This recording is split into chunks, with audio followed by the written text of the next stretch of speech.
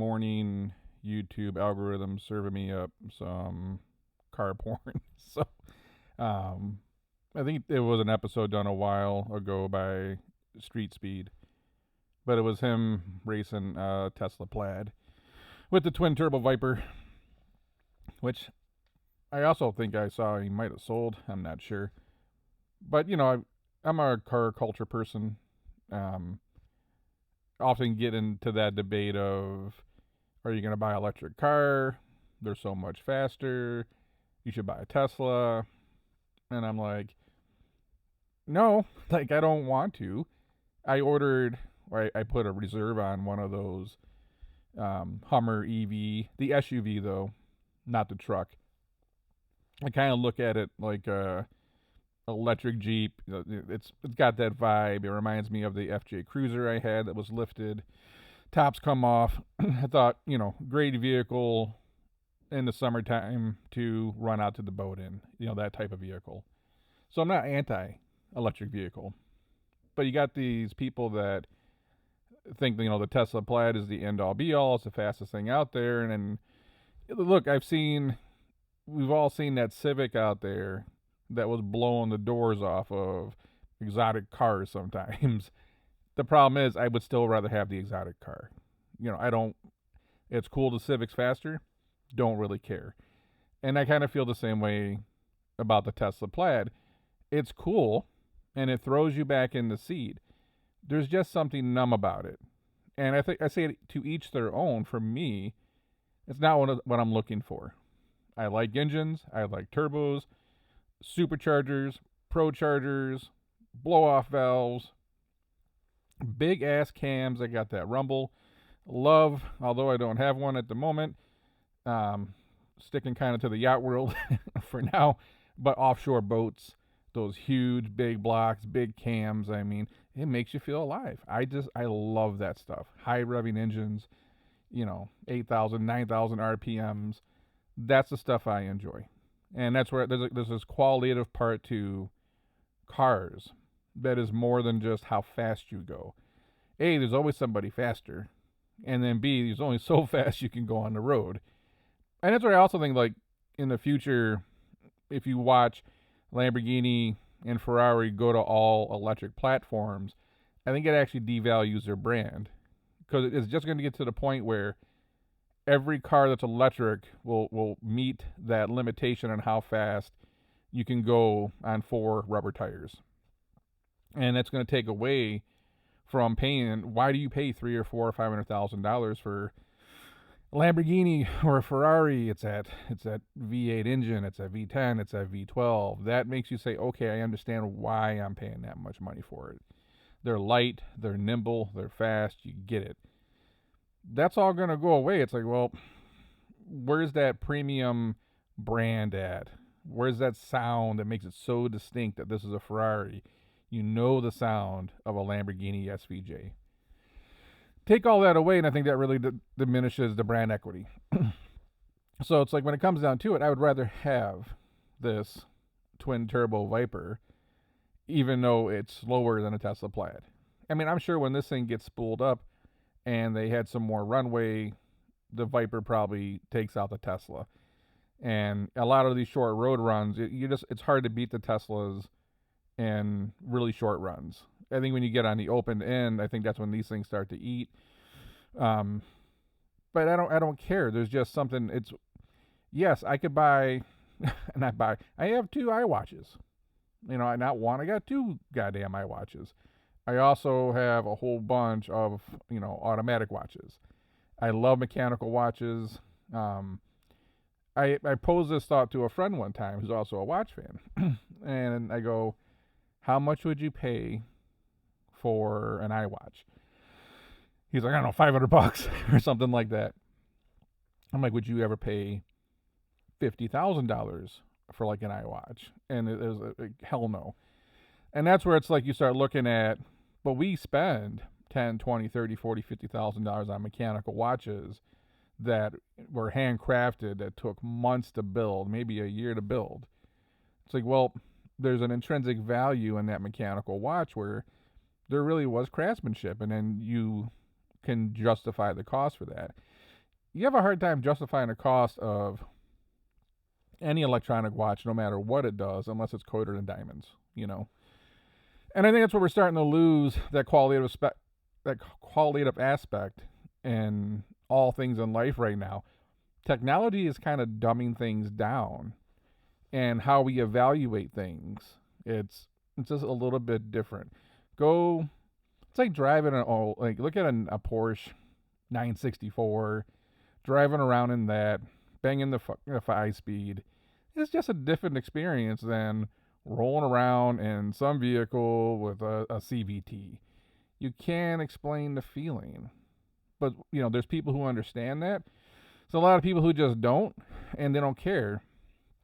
And that's fine. But there's just something about the raw power of a V8, V10, V12, supercharged, turboed.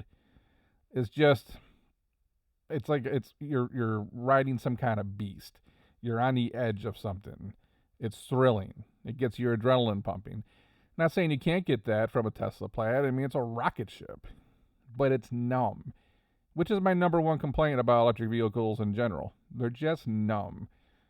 Even some, ICE engines were getting that way. Like some of the car makers, I think, pump in artificial engine sound through the speakers because the cars have gotten so quiet. It's just, we have lost that ability to really appreciate things. And I feel like electric cars just really dumb everything down. Most car culture people I know, don't consider electric cars part of like real car culture.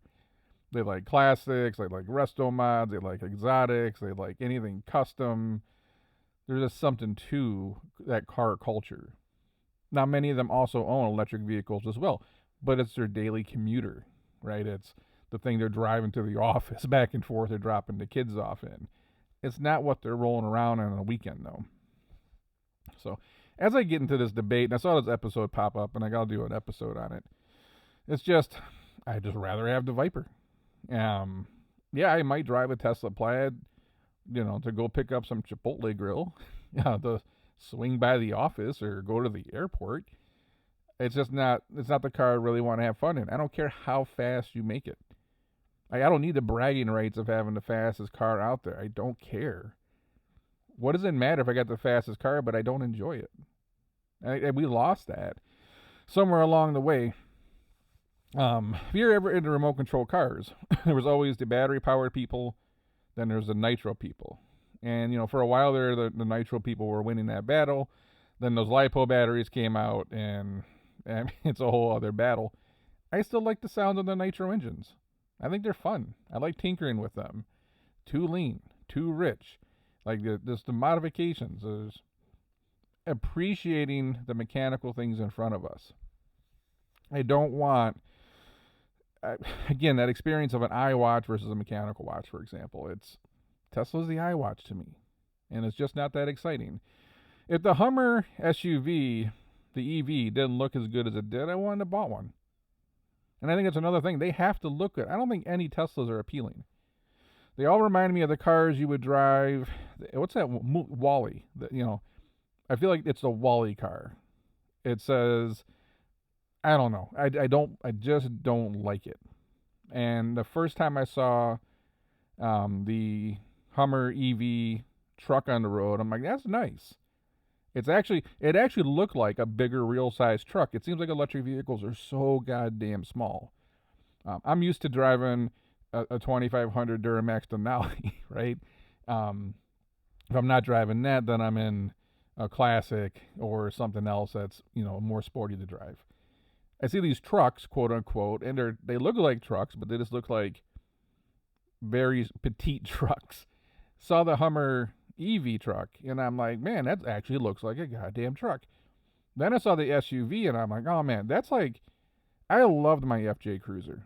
Had it on a Toy Tech lift, moto metal wheels, custom painted the top from white to black. Loved my FJ, minus the small gas tank and the horrible gas mileage. Also, I was trying to tow like four-wheelers and shit with it up north, and I was stopping for gas like every 107 miles. Loved my FJ Cruiser. Hated some things about it. The Hummer EV came out, and I'm thinking, the SUV. And I'm like, man, that's a 4JFJ Cruiser right there. Tops pop out. Range ain't great, but I'm not going anywhere far with it. It's cruise around town in the summer. Maybe roll out to dinner. It's the boat car. I'm going out to the marina today. Tops off. It's sunny out. This is my summer truck. But if it didn't look good, I wouldn't have bought it. And I'm not buying it because it's an EV. Whether it's gas, diesel, electric, don't care. It's got to look good. And I think that's the one thing that's really tripped up electric vehicles is a lot of them, they always look like electric vehicles. Why can't I just get a really great looking car that's electric? They always have this electric look to them. It's a modern, futuristic look. And again, I don't really enjoy the way Teslas look. So maybe there'll be, some design cue changes there over the years. I mean, the Cybertruck's cool. It's ugly to me. I would rather have the Hummer EV truck.